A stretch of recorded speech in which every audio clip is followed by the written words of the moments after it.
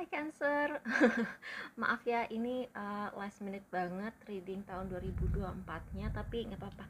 Maaf ya, nanti kalau misalnya ada suara-suara kayak hujan atau suara-suara uh, petir gitu. Karena di luar emang emang lagi hujan. Nah, tadi kan aku narik kartu itu tuh ya, kartu playing cards yang ada gambar astronotnya itu kan tadi aku sempat ngeliat tempat kartu. FYI, pas aku apa tuh kayak bikin voice over untuk video ini, kartunya aku keluarin keempat-empatnya. Jadi si Joker, Two of Swords, sama Two of Pentacles, sama si kartu astronot itu yang Six of Pentacles, itu aku keluarin semua. uh, karena ya pengen aja supaya lebih jelas readingnya. Terus ini kartu music oracles-nya Barbara Streisand. Terus ada Nine of Wands. Terus untuk si what's it called, untuk si archetype cards-nya ada Student, Warrior, and Scribe. Oke, kita mulai dulu ya. Ini hal pertama yang aku lihat itu kan ada si Barbara Streisand ya. Sebagai info aja, kalau di dunia hukum ada istilahnya Streisand effect yang diinspirasi oleh si Barbara Streisand ini. Dan Streisand effect ini adalah ini apa ya istilahnya, Streisand effect ini adalah efek di mana seseorang yang sedang merahasiakan sesuatu justru membocorkan rahasianya sendiri karena dia kebanyakan tingkah. Oke, itu pesan yang sangat-sangat penting buat kalian. Dan aku bukan mau nakut-nakutin sih, tapi kayak ini tema yang terus-terusan keluar ya. Karena sebelumnya ini kan aku udah ngebacain si Aries, ngebacain Taurus, ngebacain Gemini, dan tema bahwa kalian harus jaga privasi kalian itu keluar-keluar terus untuk banyak banget sign, bukan cuma Cancer aja. Jadi kayaknya secara kolektif siapapun apapun sign-nya itu sangat-sangat disarankan untuk menjaga privasi, merahasiakan. Bukan merahasiakan ya, kalau merahasiakan itu kan konotasinya negatif ya, kayak menyembunyikan sesuatu yang negatif. Tapi maksud aku tuh kayak nggak usah mengumbar hal-hal yang tidak perlu diumbar. Aku nggak tahu ya kenapa ini kayak energi ini terus-terusan keluar untuk semua sign. Apa karena ya emang ya kita di zaman sosmed, jadi kayak mungkin orang tuh mengumbar hal-hal yang sebaiknya kita rahasiakan itu udah kayak dinormalisasi banget gitu loh. Jadi kayak orang tuh nggak ada yang ngerasa aneh dengan mengumbar hal-hal yang mungkin generasi-generasi sebelumnya tuh kayak nggak nyaman untuk mengumbar itu. Tapi ini disarankan banget karena kamu kebetulan dapetnya tuh Barbara Streisand gitu. Dan Streisand effect itu istilah dalam dunia hukum. Jadi kayaknya tuh kalau misalnya kalian tidak bisa menjaga privacy, akibatnya tuh bisa sulit. Misalnya gini, jangan sampai sih ya, misalnya kamu kayak ngumbar rahasia dagang di kantor kamu misalnya, jangan sampai, itu kan bisa berakibat hukum. Tapi di sini juga ada kayak ini, aku nih, tapi juga ada ini ya. Jadi si Barbra Streisand ini di kartunya ini aku kan ngeliat ada piala Oscar, terus ada mic. Mungkin kamu mau mau bikin channel ASMR kali ya. Ngomong-ngomong, aku punya channel ASMR. Kalian coba deh kalau di channel aku di YouTube, cari aja di halaman utamanya itu aku punya. Anyway, enough about me, cukup tentang aku ya. Sekarang ngebahas kalian ya, siapa tahu kan, karena kan kalau di Indonesia kan channel ASMR-nya nggak sebanyak di luar sana gitu. Terus di sini juga ada kayak Hollywood Star gitu sama Oscar. Fake it till you make it. Ini ngajarin kamu untuk pede.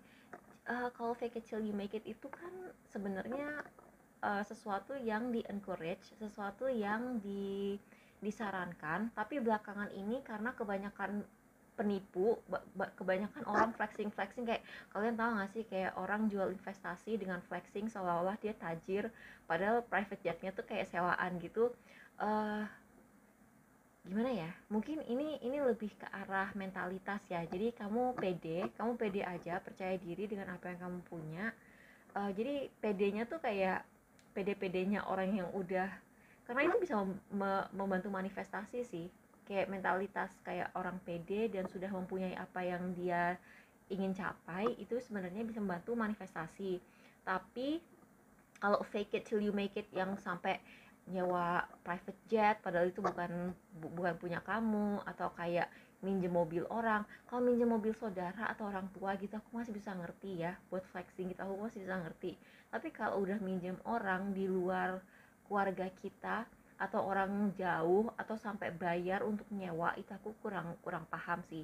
Kecuali nih ya, kecuali kalau misalnya kamu tipe orang yang cita-cita kamu tuh pengen jadi minimalis ya, tapi kamu tetap pengen modis, terus kalian tuh malah nyewa baju, kan ada tuh kan penyewaan baju untuk orang yang nggak pengen banyak clutter di rumahnya, itu nggak apa-apa gitu. Tapi yang penting tuh tujuannya jelas gitu. Jadi kayak aku bisa kebayang sih orang pengen kayak aku pengen deh modis, terus kayak nyoba-nyoba berbagai macam baju, kan seru kan. Kalau apalagi kan aku cewek ya, aku paham lah, aku paham kayak keinginan untuk tampil modis atau nyoba-nyoba baju apa, terus sekali-kali dan jadi princess atau pas party pengen kelihatan istimewa, aku ngerti banget. Tapi jangan sampai kamu kayak menyakiti diri diri kamu sendiri untuk mencapai hal itu. Jangan sampai kalian misalnya pengen beli tas branded sampai ngutang-ngutang, jangan sampai.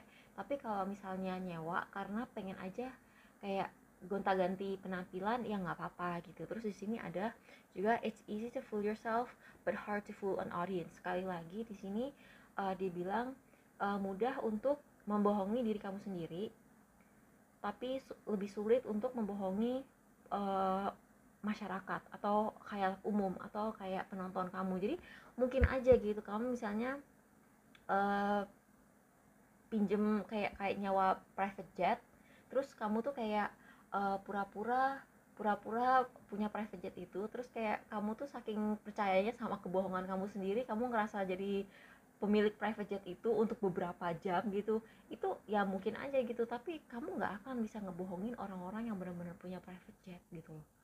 Ngerti nggak sih? Atau orang yang punya yacht gitu, nggak mungkin kan. Kayak kalau orang tuh kan kalau udah punya yacht, mereka pasti ada yacht clubnya, dan mereka tuh pasti kayak bergaulnya tuh kayak sama sama orang-orang yang sama-sama punya yacht. Jadi kalau kamu kayak cuman pura-pura punya private jet atau pura-pura punya yacht padahal nggak punya, mereka akan tahu gitu loh. Jadi kayak jangan terlalu maksa. Kayak mungkin uh, apa tuh kayak bersyukur aja sama apa yang kamu punya. Terus if you can't get right to the top, find somewhere else to go. Tuh kan, kamu harus lebih menerima diri kamu sendiri. Dan ketika kamu menjadi diri kamu sendiri itu, mungkin kamu tuh nggak kayak misalnya gini, kamu mungkin punya cita-cita masuk segmen tertentu di industri kamu, tapi kamu ternyata nggak cocok di situ. Begitu kamu bisa nerima gitu ya, oke aku lebih cocok di segmen ini gitu, mungkin kamu akan lebih sukses di situ karena kamu bisa jadi diri kamu sendiri. Jadi kayak jangan menolak diri kamu sendiri, karena kalau kamu menolak diri kamu sendiri, kamu justru akan ditolak orang lain. Itulah anehnya dunia. Oke, terus di sini kan tadi ada kartu joker. Jokernya tuh kayak joker-joker yang kucing kelihatan dari belakang, terus kayak agak vulgar sih, tapi um, intinya tuh kayak jangan terlalu menganggap hidup serius sih. Jangan terlalu menganggap hidup serius. Terus kayak ketika kamu diperlakukan dengan tidak benar sama orang, jangan dianggap personal.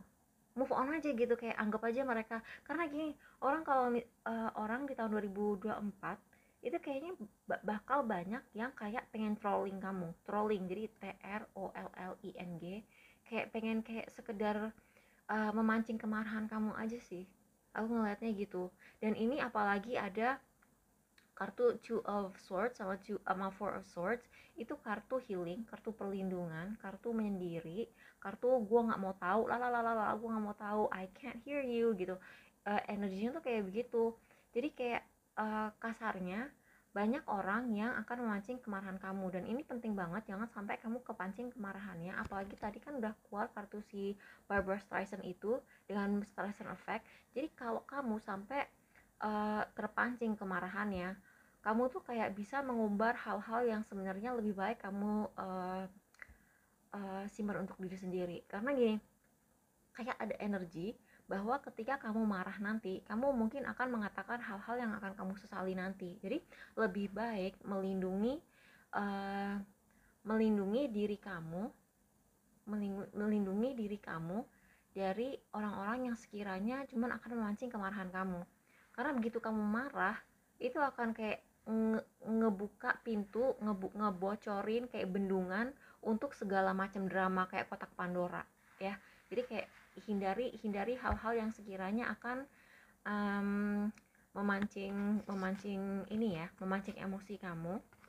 Terus di sini juga ada Six of Pentacles, dan lucunya Six of Pentacles-nya itu ada kayak astronot kucingnya gitu, astronot kucing. Dan Six of Pentacles itu kan kartu memberi dan menerima. Jadi di sini kan dari tadi kan kita kayaknya ngebahas kayak flexing, kayak ngelihat ke atas dan nggak pernah ngeliat ke bawah gitu. Aku ngeliat di sini ini kan Elon, aku nggak tahu kenapa kalau ngeliat ini jadi inget Elon Musk. Terus aku tuh kayak mikir, mungkin kalian tuh jauh lebih beruntung dari yang kalian pikir gitu. Jadi daripada mikirin apa yang belum kalian punya, lebih baik fokus sama ngebantu orang yang lebih tidak beruntung dari kamu di tahun ini. Tuh, terus ada juga kartu si Taurus ini. Kalau khusus untuk si Taurus ini, aku ngerasa ini kayaknya mungkin orang, entah dia Taurus Sun, Moon, atau Rising. Ini aneh sih, karena dari tadi kan aku udah ngebacain Aries, Taurus, Gemini, sama Aries, Taurus, sama Gemini kan. Kamu yang keempat, ini baru pertama kalinya aku dapat energi manusia lain.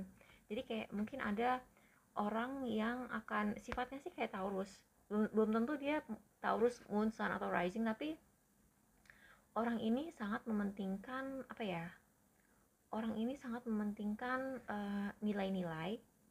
Dia juga sangat mementingkan keuangan pribadi. Mungkin orang ini bisa ningkatin gaji kamu, atau justru kamu akan menggaji orang ini. Ada sesuatu sama gaji, jadi kayak ada perpindahan uang, entah kamu akan digaji orang ini atau kamu akan menggaji orang. Bisa juga artinya untuk kalau misalnya kamu punya bisnis atau kamu orang yang biasanya kerja sendirian, kayaknya tahun ini akan jadi tahun yang dimana kamu tuh mungkin harus ini ya, harus mulai nyari staff, nyari pegawai, nyari orang untuk ngerjain.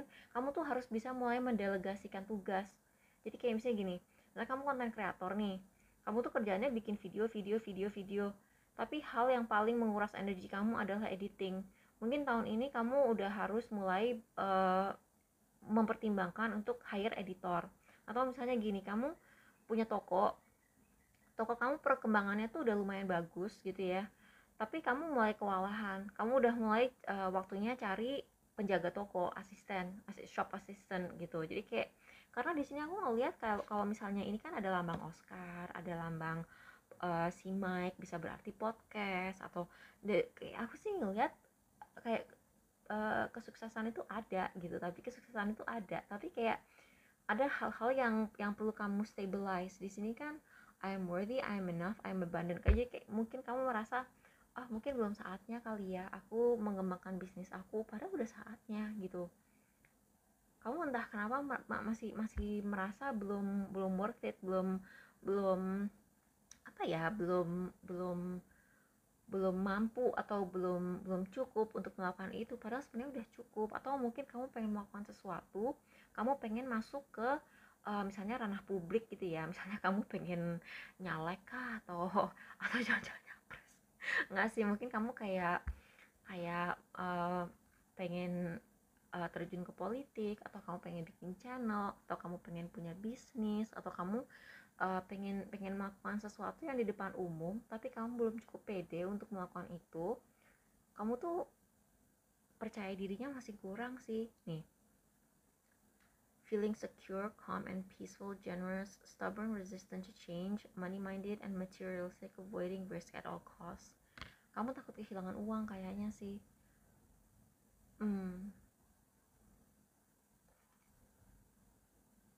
Aneh ya, biasanya Cancer tidak semementingkan uang itu, tapi aku paham sih, sebagai informasi ya, kamu jangan pernah kayak terlalu nyeriusin advice keuangan dari tarot reader ya. Aku kayak cuman ngasih arahan aja, tapi kalau misalnya kamu perlu advice keuangan, lebih baik ke financial advisor atau kayak ke ahli, ke kayak apa ya, kayak financial expert yang banyak ada di sosmed itu kan juga ada.